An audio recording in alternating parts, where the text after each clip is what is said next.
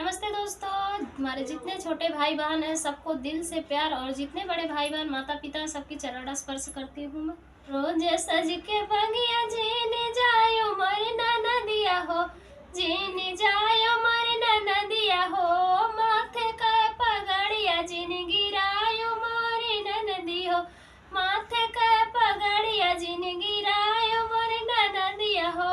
मलिया तोड़े फूलवा तोड़ावे मोरे नदिया हो, तोड़ावे मोरे नदिया हो, मलिया तोड़े फूलवा तोड़ावे मोरे नदिया हो, तोड़ावे मोरे नदिया हो।